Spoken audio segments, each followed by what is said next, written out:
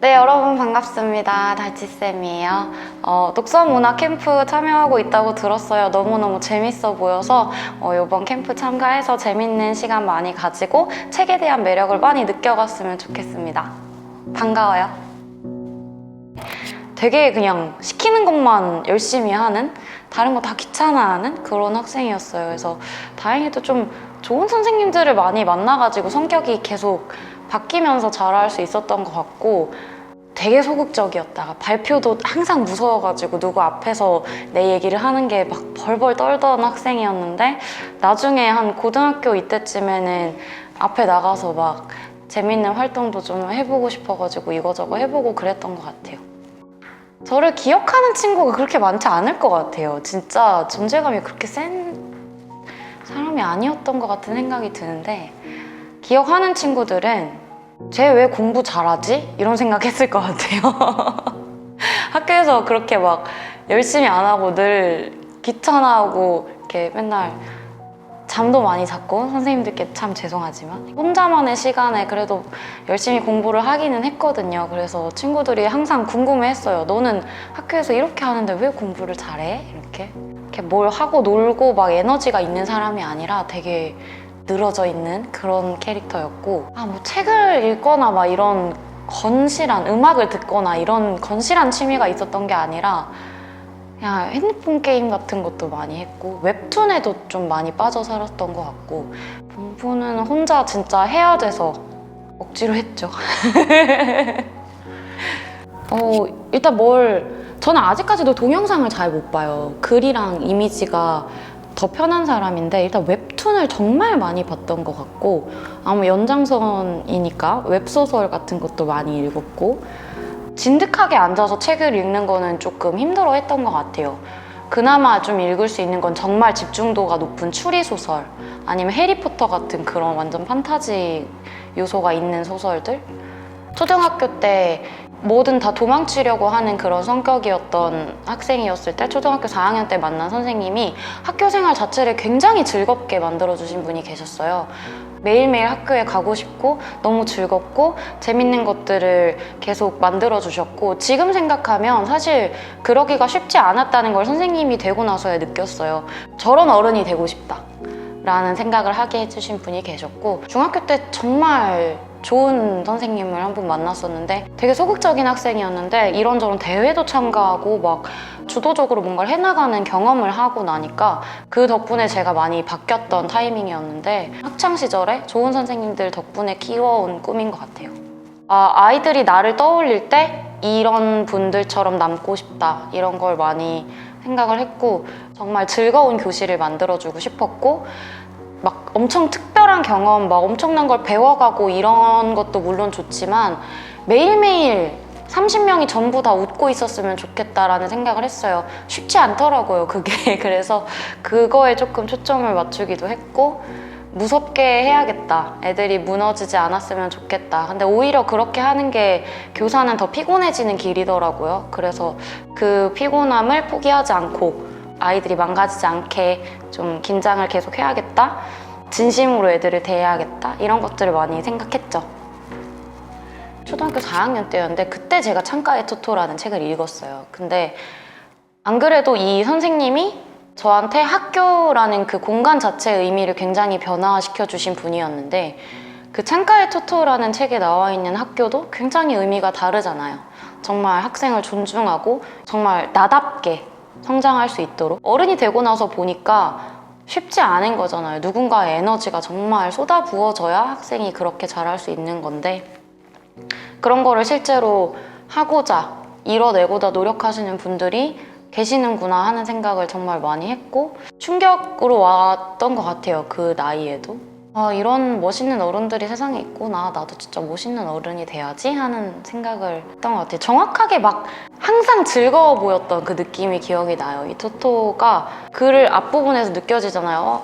얘 좀 이상한 애네 라고 시작을 했는데, 이 학생이 행복해하고 즐거워하는 거 보면서 나까지 행복해지고, 모두가 이렇게 행복해야 되는 게 맞는데 하는 생각을 하게 했던. 독서성을 만들거나 이제 선생님이 돼서 독서 교육에 대해서 처음에 이제 공부를 하면서 지금까지 생각이 되게 이렇게 변했어요.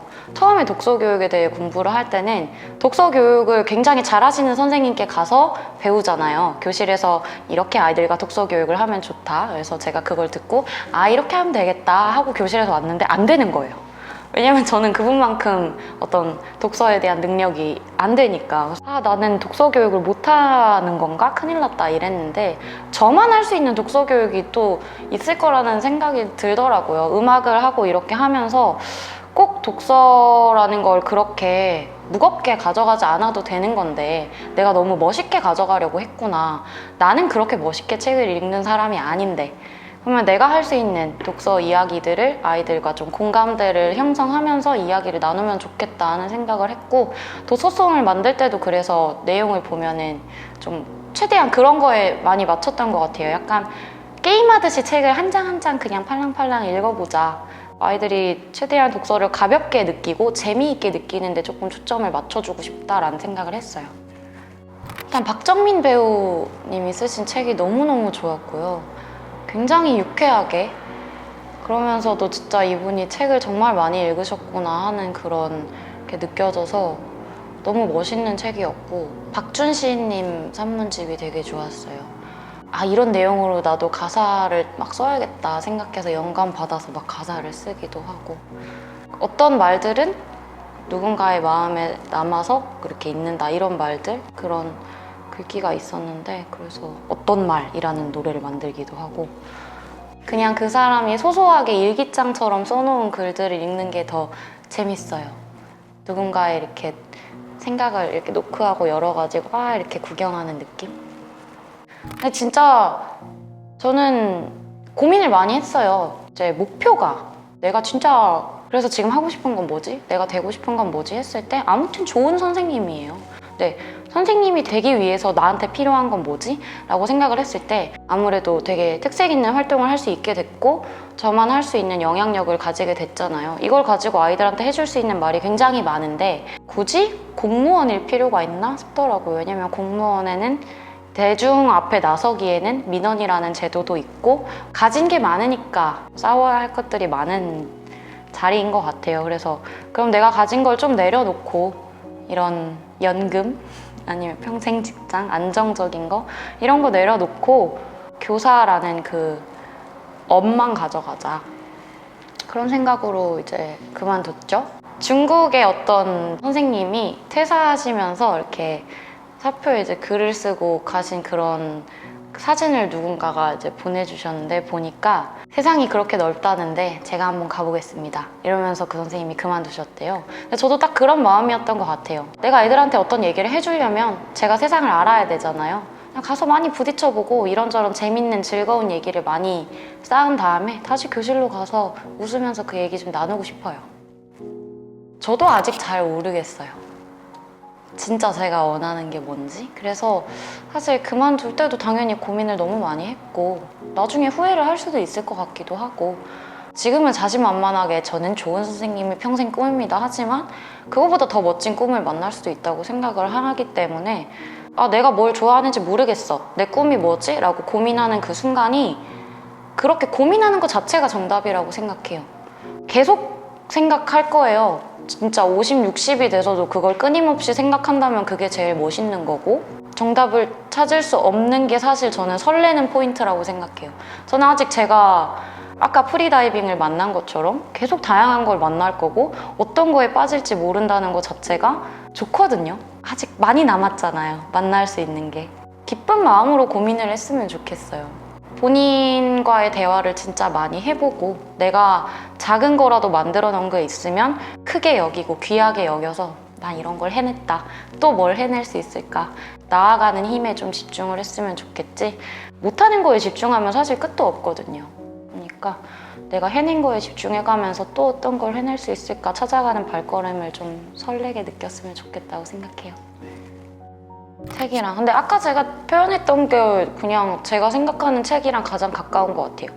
다른 사람 세상에 이렇게 노크하고 이렇게 열어가지고 와 이렇게 구경하는 거 되게 재밌잖아요. 누군가는 되게 잔잔하고 누군가는 완전 스펙타클하고 동시에 나도 내 이야기를 이렇게 볼 수 있는 시간이 될 수 있는 것 같아서.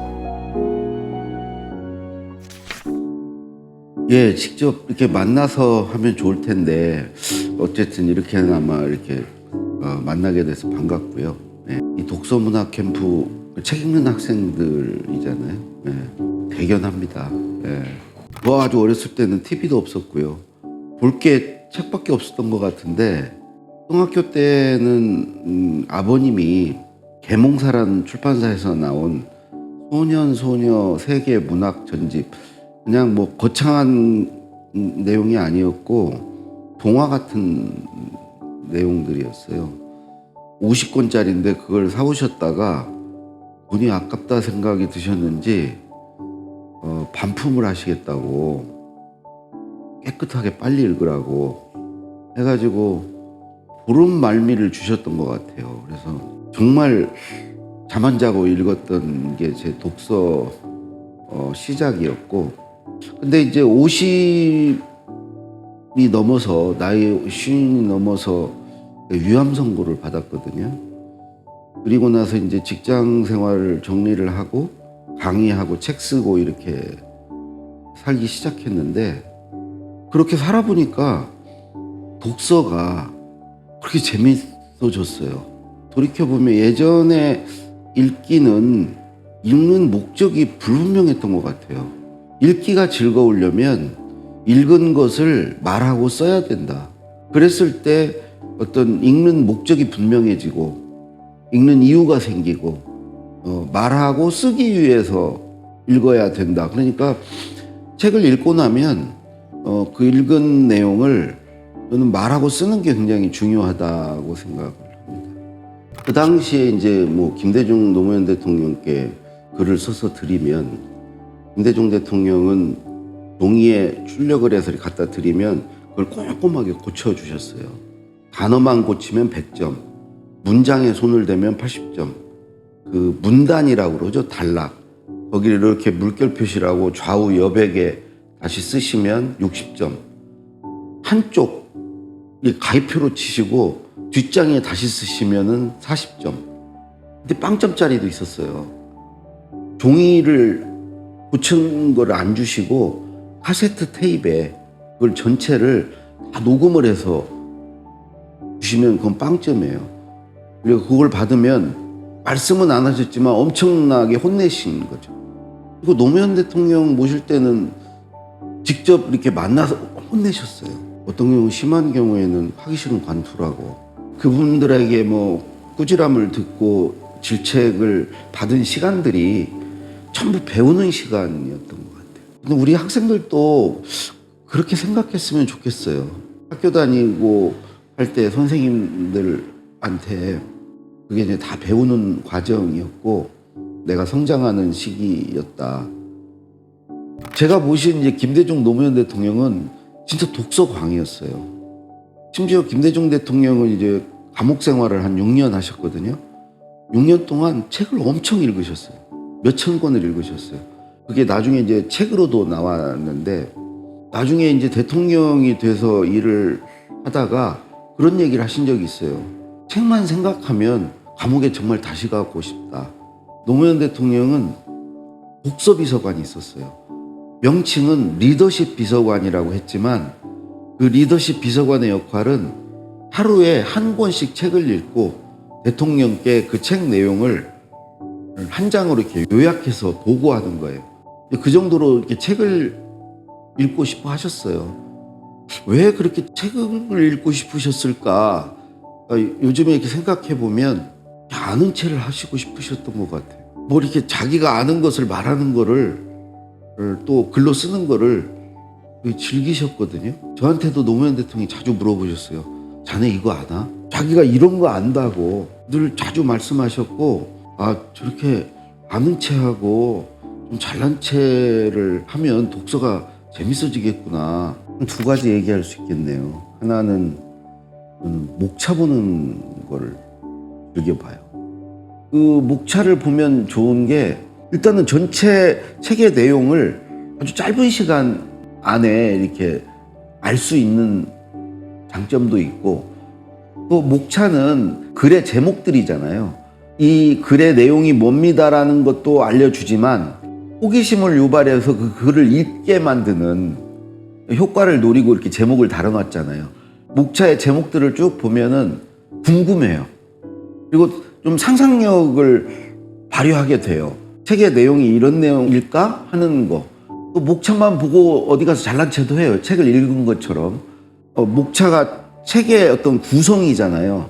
그거를 많이 보니까 글을 어떻게 구성해야 되는지를 감을 익히는 데 도움이 되고, 또 하나 이제 독서에서 제가 하는 것은 책이 이제 여러 꼭지의 글들로 되어 있잖아요. 그럼 한 꼭지 글을 읽으면 저는 그 다음 꼭지로 넘어가기 전에 잠깐 생각해봐요. 방금 내가 읽은 내용이 뭐였지? 뭐라도 하나는 건지려고 해요. 그래서 그 건진 것을 저는 이렇게 메모해요. 그리고 메모한 것을 반드시 써먹어요. 누구한테 말을 하건 아니면 내 글에 써먹건 써먹어요. 그 두 가지는 그 책을 읽으면서 열심히 했던 것 같아요. 책을 읽는다는 건 전 그런 것 같아요. 일종의 생각 여행 같은 거라는 생각이 들어요. 누가 그랬죠. 독서는 앉아서 하는 여행이고 여행은 걸으면서 하는 독서다. 그 책 속에서 그런 새로운 것을 보고 낯선 데로 가는 여행의 즐거움? 김훈 선생의 소설이에요. 칼의 노래란. 깜짝 놀란 게 우리는 보통 이제 서술어를 좀 단조롭게 써요. 뭐라고 생각한다 또는 뭐뭐를 했다 이런데 그 김훈의 칼의 노래는 그 서술어가 정말 다양하게 쓰여 있더라고요. 그리고 이제 그 첫 문장이 버려진 섬마다 꽃이 피었다인데 그 꽃이 피었다라고 쓸지 꽃은 피었다라고 쓸지 꽃도 피었다라고 쓸지를 두고 한 달 넘게 고민을 했대요. 그 첫 문장 하나를 두고. 그리고 이제 그 책을 쓰면서 생 이빨이 7개가 빠졌대요. 너무 그냥 그 한 문장 한 문장을 두고 이렇게 고심을 하고 스트레스를 받으면서 써가지고 어느 날 이렇게 보면 혀 위에 껌 같은 게 올려져 있어서 툭 뱉어보니까 이빨이었대. 영문을 갈아 넣은 거죠. 예, 근데 그 청소년 시절에 저도 꿈이 없었고요. 사실 막막했죠. 그때부터 명확한 꿈과 어떤 비전을 갖기가 쉽지는 않죠. 저는 이제 그런 목표나 꿈을 갖게 된 게 50 넘어서거든요. 내가 보고 싶은 거 참고 보라는 데를 보고 가야 되는 길을 갔어요. 그런 상황에서는 내가 내 꿈을 과연 가질 수가 있는가. 근데 이제 50이 넘어서 그런 굴레에서 벗어나서 직장에서 나와서 지금과 같이 내가 하고 싶은 일, 내가 보고 싶은 거 이걸 살아요. 그러다 보니까 하고 싶은 일이 이런 거구나 이런 걸 찾게 됐거든요. 그래서 저는 첫 번째로 그런 꿈을 가지려면 주목하는 삶이 아니고 관찰하는 삶, 자기가 보고 싶은 것을 보는 쪽으로 좀 시야를 어디에 가두지 말고 좀 넓힐 필요가 있다. 저에게 책이란 밥벌이에요. 책을 써서 먹고 살고 있고요. 또 책을 써야지 그 내용을 가지고 제가 강의를 하니까 저의 수입은 뭐 강의료, 그다음에 어디 기고료. 그러니까 이제 책이 없으면 저는 굶어 죽죠. 안녕하세요. 네, 저는 장애인식 개선 강사 자격증을 취득하고 장애인식 개선 강사로 활동하고 있는 피아노 치는 강상수라고 해요. 너무너무 반갑습니다. 그리고 저는 가진 게 너무 많아서 시력을 냅둬버린 시각장애인입니다. 오늘 이렇게 멋진 꿈을 꾸는 청소년 여러분들을 만나 뵙게 되어서 너무나 기쁩니다. 네, 오늘 재밌게 이야기 나눠보아요. 네, 고맙습니다. 네. 제가 태어났던 곳은 아주 외딴 시골 마을이었어요. 그래서 친구도 없고 시골 마을에서 하루 종일 어머니가 밭에 일을 가시면 혼자서 놀아야만 하는 그런 장소였는데요.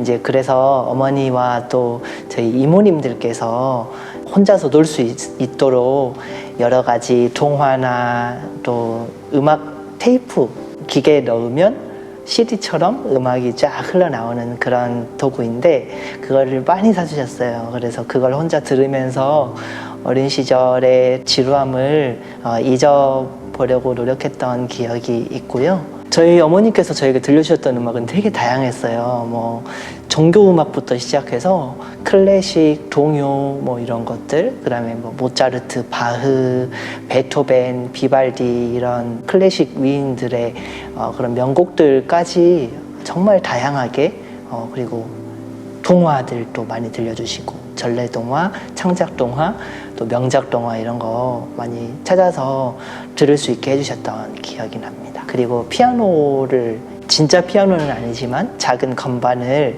이모님들께서 장만해 주셔가지고 이제 그 건반을 혼자 연주하면서 이 건반을 치면 우리 엄마가 밭에서 듣고 행복하게 일을 하시겠지? 라고 이렇게 생각하면서 예, 혼자만의 생각일 수 있었겠지만 예, 그렇게 어린 시절을 보냈던 것 같습니다.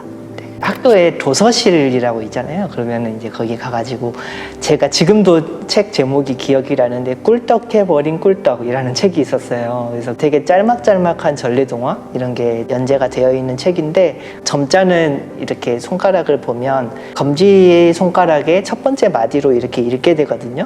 그래서 초등학교 1학년, 2학년짜리가 점자를 얼마나 빨리 읽을 수 있겠어요. 그래서 그래도 막 읽고 싶으니까 손가락이 이렇게 접어지지 않을 때까지 점자를 책을 읽어 나갔던 기억이 있고, 이제 처음에 말씀드렸다시피 저희 어머니와 또 이모님들께서 제가 음악을 되게 친밀하게 접할 수 있도록 환경을 많이 조성해 주시고 건반도 마련해 주셔서 이제 5살, 6살 때부터 이미 건반의 존재감을 알고 있었죠. 이 건반을 이렇게 치면 이렇게 예쁜 소리가 나는구나. 이렇게 초등학교 시절에도 학교에서 행사 같은 게 있으면 반주 혼자 다 맡아서 하고 그러다가 이제 중학교 올라가면서 그 소위 말해서 선교 음악 활동이라고 하죠. 네, 그래서 그런 활동에 참여하게 되면서 사람들이 음악을 통해서 감동받는 모습을 이제 제가 피부로 느끼게 된 거예요. 그래서 이제 내가 할 수 있는 게 음악이니까 음악으로 이런 일을 좀 하고 싶다라는 생각을 하게 되었던 것 같습니다. 제가 시각장애인이고 이제 대학교에 있는 친구들은 시각장애인이 아니니까 대화를 할 수 있는 주제가 굉장히 제한돼 있어요. 예를 들면 저 같은 경우는 그림으로 이루어진 그래픽 게임을 하지 못하거든요. 그런데 이제 남자 친구들은 이제 그런 게임을 되게 좋아하잖아요. 그래서 뭐 자동차 게임이라든지 뭐 이런 축구 게임이라든지 이런 거 막 이야기하면 제가 그 이야기에 끼지 못하고, 그러면 여자친구들과는 어땠느냐, 여자친구들은 이제 메이크업에 관심이 많아질 시기잖아요. 그러면 저는 또 메이크업을 못하니까 또 이제 할 이야기가 없는 거예요. 맹학교 다닐 때는 같이 점자 이야기 하면 되고 컴퓨터에서 나오는 음성 인식 소프트웨어에 대한 이야기 나누면 되는데 대학교에 가니까 그런 이야기를 나눌 수 있는 친구가 없는 거예요. 그래서 굉장히 많이 힘들었는데 그런 시기를 지나면서 제가 성경책을 이렇게 읽는데 이렇게 하나님이 나에게 먹을 것과 입을 것을 주셔서 내가 가고자 하는 길, 가고 싶은 곳을 갈 수 있도록 힘을 주신다는 그런 구절이 있는 거예요. 그런데 제가 신앙에 있고 없고를 떠나서 그 구절이 굉장히 저한테 크게 와닿았어요. 그래서 대학교 이제 교수님들께서 상수야, 너는 재즈를 그래도 좀 하는 것 같아. 너는 좀 버클리 음대라는 이 재즈 학교에 가서 재즈 음악을 좀 더 배워봤으면 좋겠어. 라는 말에 제가 꽂힌 거죠. 네. 자신은 없었는데 한번 해보고 싶었어요. 예. 그래서 나는 버클리 음대 갈 거야. 막 친구들한테 어린 마음에 입버릇처럼 말하고, 그러면서도 제 마음속에는 내가 여기 사실 천안에 여기 학교 온 것도 정말 기적적으로 온 건데 버클리 음대라는 이 정말 좋은 학교를 갈 수 있을까? 그래서 비행기 표를 끊고 일주일 전까지 고민을 했어요. 그래서 어머니께 엄마 저 버클리 음대 못 갈 것 같아요. 너무 무서운 것 같고 너무 두려운 생각도 많이 든다 이러니까 저희 어머니께서 여행 가듯이 6개월만 갔다 와봐. 그래서 정말 좀 야속했지만 지금 생각해보면 그 말이 되게 저에게 한 발자국 더 스텝업 할 수 있게 올라갈 수 있게 해준 그런 너무나 감사한 어머님의 한 말씀이 아니었나. 많이 마음에 와닿았던 그 뮤지션 분들이 누가 있었냐면 루이 암스트롱과 듀크 엘링턴이라는 분들이 있었어요. 루이 암스트롱은 아마 아실 거예요. 이렇게 트럼펫 불면서 막 이렇게 노래 멋지게 부르시는 분이시잖아요. 그리고 듀크 엘링턴은 피아노 치시는 이제 흑인 분이신데 그분들이 어쩌면 막 이렇게 흑인 운동을 분노에 차서 화가 나서 하실 수도 있었음에도 불구하고 자신의 가지고 있는 그런 엔터테이너적인 요소를 또 음악적인 재능을 가지고 이제 흑인의 인권에 대한 이제 곡들을 많이 쓰셨거든요. 인권에 대한 이야기를 이렇게 편하게 음악에 담아서 녹여낼 수 있구나. 아, 음악이 해야 하는 역할은 바로 이거구나. 음악이 해야 하는 역할은 사회적 약자의 입장에서 외쳐주는 거구나. 더 소리 내어주는 거구나 라는 것을 깨닫게 되었어요. 예, 그래서 저도 그런 일을 하고 싶다라는 꿈을 갖게 되어서 지금은 피아노 치는 인권교육 활동가로 이렇게 소개하면서 부족하나마 활동하고 있습니다. R.J. 팔라시오라는 분이 쓰신 아름다운 아이라는 책을 가지고 왔어요. 이 책은 주인공이 선천성 안면 기형을 가지고 태어났습니다. 이 주인공이 처음으로 이제 피처 사립중학교에 들어가게 되면서 이제 비장애인 친구들을 만나면서 이렇게 생활을 하게 된 거죠. 이 어거스트와 굉장히 많은 친구들, 그래서 태양의 궤도를 도는 5명의 친구들이라고 이렇게 나오는데 비아, 서머, 잭, 그다음에 저스틴, 미란다 이런 사람들이 등장을 하면서 어거스트만의 입장에서만 책이 서술되는 것이 아니라 이 6사람의 시점으로 이 책이 서술이 되면서 어린 아이들, 단순히 그냥 선과 악으로만 나누어진 캐릭터가 아닌 어거스트 누나, 잭, 그리고 서머 여러 친구들의 입장에서 또래 친구들이 함께 상처받고 좌절하기도 하지만 또 부딪히면서 성장하기도 하는 모습을 그린 흥미로운 책입니다. 여러분들 꼭 한번 읽어보시면 좋겠습니다. 아름다운 아이에서 이제 소개해드리고 싶은 글귀를 3가지 정도 가지고 왔는데요. 첫 번째, 만약 옳음과 친절함 중 하나를 선택할 땐 친절함을 선택하라. 두 번째, 외모는 바꿀 수 없지만 그렇기 때문에 우리의 시선을 바꿔야죠. 세 번째, 힘겨운 싸움을 하는 모든 이들에게 친절하라. 네, 이렇게 의미 있는 글귀를 한번 뽑아와 보았습니다. 제가 부족하지만 우리 청소년 여러분들께 드리고 싶은 말씀은요, 바로 이겁니다. 영어를 써서 죄송한데요, 제가 천천히 읽어볼게요. Life isn't about waiting for the storm to pass. It's about learning to dance in the rain. 이라는 문장입니다. 여러분들이 지금 폭풍 속을 지나가고 있다고 생각하시나요? 그 폭풍은 여러분들을 힘들게 하려고 존재하는 폭풍이 아닙니다. 여러분은 그 폭풍 속에서 여러분만의 춤을 출 수 있습니다. 내가 춤출 수 없다면 혁명이 아니다. 엠마 콜르만이라는 분이 하신 말인데요. 여러분도 여러분이 춤을 출 수 있는 일을 꼭 찾으셨으면 좋겠어요. 청소년 시기에 더 많이 여유를 가지고 더 많이 생각하고 더 많이 탐색하면서 여러분만의 멋진 삶을 가꾸어 가시기를 제가 응원하겠습니다. 저는 굉장히 단순해가지고요. 책을 전부 다 이렇게 읽지 않고 한 문장에 꽂히는 편이에요. 네, 그래서 방금도 내가 춤출 수 없다면 혁명이 아니다. 아, 맞아. 내가 춤출 수 없다면 혁명이 아니지. 이 폭풍은 나를 춤추게 하는 폭풍이 될 수 있는 거야.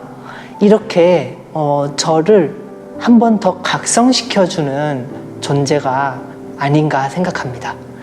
그래서 저는 책을 계속해서 읽을 거고요. 또 틈이 나는 대로 다른 사람들에게 제가 읽은 책을 추천해주는 일들을 할 겁니다. 감사합니다. 네, 기대하겠습니다.